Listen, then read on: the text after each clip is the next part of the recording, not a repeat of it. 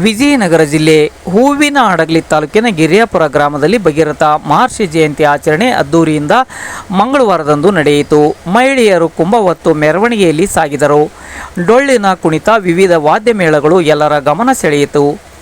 ಭಗೀರಥ ಮೂರ್ತಿ ಪ್ರತಿಷ್ಠಾಪನೆಯ ಭೂಮಿ ಪೂಜೆ ಕಾರ್ಯಕ್ರಮದಲ್ಲಿ ಉಪ್ಪಾರ ಸಮಾಜ ಹಾಗೂ ಸರ್ವ ನಾಗರಿಕರು, ಗಿರಿಯಾಪುರ ಮಠದ ಗ್ರಾಮಸ್ಥರು ಈ ಧಾರ್ಮಿಕ ಕಾರ್ಯಕ್ರಮದಲ್ಲಿ ಪಾಲ್ಗೊಂಡರು.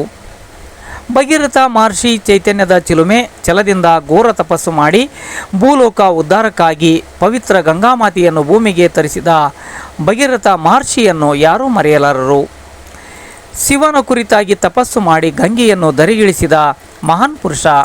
ಅವರ ತಪೋಶಕ್ತಿಗೆ ಶಿವನೇ ಪ್ರತ್ಯಕ್ಷನಾಗಿ ಧರೆಗೆ ಗಂಗೆಯನ್ನು ಇಳಿಸಿದರು ಎಂಬ ಸತ್ಯವನ್ನು ನಾವೆಲ್ಲರೂ ಅರಿಯಬೇಕಿದೆ. ಗಂಗೆಯನ್ನು ಭೂಮಿಗೆ ತರಲು ಭಗೀರಥ ಮಹರ್ಷಿಯ ಪಟ್ಟ ಶ್ರಮ ಅಪಾರವಾದುದು ಎಂದು ತಾಲೂಕು ಅಧ್ಯಕ್ಷರಾದ ಗೋಣೇಗೌಡ ಚೆನ್ನಪ್ಪ ಮಾತನಾಡಿದರು. ತಾಲೂಕು ಉಪ್ಪಾರ ಸಮಾಜದ ಮುಖಂಡರಾದ ಹರಪನಹಳ್ಳಿ ಅಶೋಕ್ ಕೂಡ ಮಾತನಾಡಿದರು.